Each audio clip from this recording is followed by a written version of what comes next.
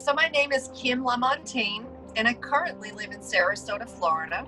And my story that I bring forward, that I share on a regular basis, is that I am an individual who suffered in complete silence while working as a high-performing and high-functioning corporate professional. And I suffered in silence with depression, anxiety, persistent suicidal thoughts, and alcohol use disorder. I feared coming forward in the workplace because I feared being seen as weak, being seen as incompetent, potentially losing my seat at the corporate table and losing my opinions that I could contribute to the conversations.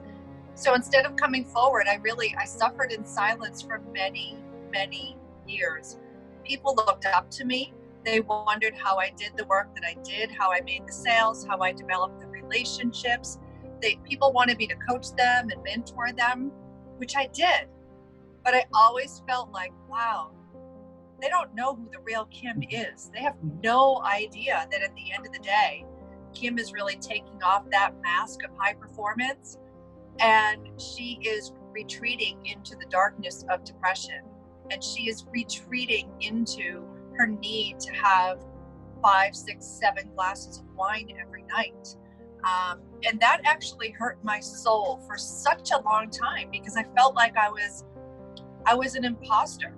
I was always me. I was always the same Kim, but I just felt like I had this deep, dark secret that no one knew about.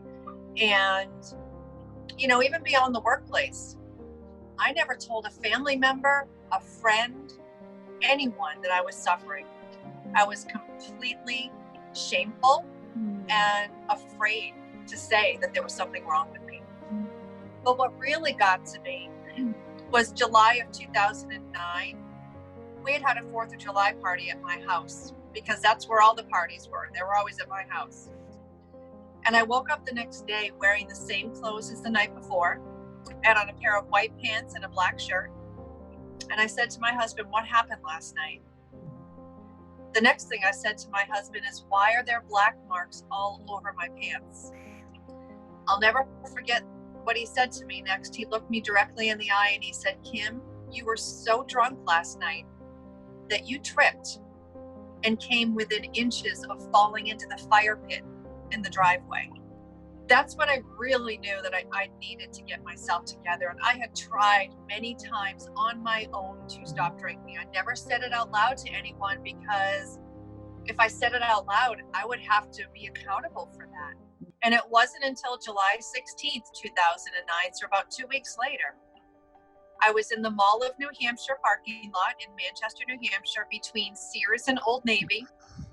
Yeah. I was in my car crying, feeling worthless, feeling unlovable, feeling out of control, feeling like an imposter.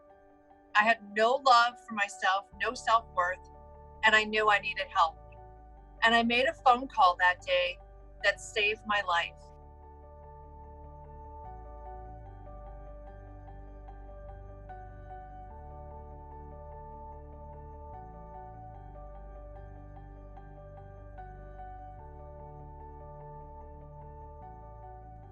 So 30 minutes later, I was in those 4 walls of that exam room, petrified. But I knew that I needed to be there. And when he walked through that door, oh my goodness, I can feel the chills right now, because my walls came down and I cried. And I couldn't tell him why I was there, because I couldn't get the words out. He is the person who I credit for saving my life, because he created that safe space, that safe container with no judgment. And he saw me as a person. He did not see me as an alcoholic. He saw me as a person who was living with a treatable disease that he could help me with. That was an enormous change in my life. The way he saw me allowed me to see myself in a different way, allowed me to really see myself as a person. And that's really where my journey to recovery began, July 16th, 2009. About 2 years into my recovery, when I was feeling, really good, that, if someone wanted to call me an alcoholic, I could say, you know what, maybe you view me as an alcoholic, but I view myself as a person first. But you know what, admitting that I had that issue with alcohol, if you want to call me an alcoholic, that's okay, but I am so proud to carry that, because it is the most difficult thing that I've ever had to overcome. So what's it like now? I stopped drinking in 2009, so I'm coming up on my 11-year anniversary, and I will not say that as soon as you quit drinking, your life is going to be perfect, because it was anything less than that. And it wasn't until 2016, Memorial Day weekend 2016, when I decided to go away for a long weekend and really start focusing on myself. And I found the work of Byron Katie. And she is an amazing individual, has a process called The Work, where it teaches you how to question your thoughts and identify if those thoughts are really true. That's really when I began to heal, because I had reached a very low point in 2015 where I almost took my own life. When I finally stepped into my own mind and started investigating my own mind and my own thoughts, that's when my flicker of light finally came back on.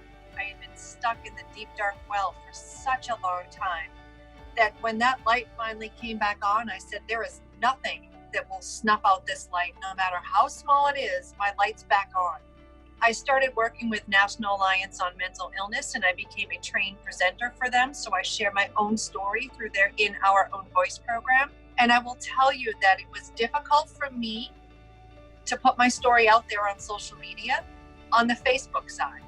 What are people going to think? Will they judge? All these different things. But I felt that it was even more important for me to get past that fear and judgment, so I did it. It has been so fulfilling, because I've been speaking at conferences and training with organizations, and I can't tell you how many leaders, like senior vice presidents, VPs, directors, after hearing my story, they come forward and they say, thank you for giving me permission to take off my own mask and say that I'm not okay, and be that leader who can pave the way for others to come forward.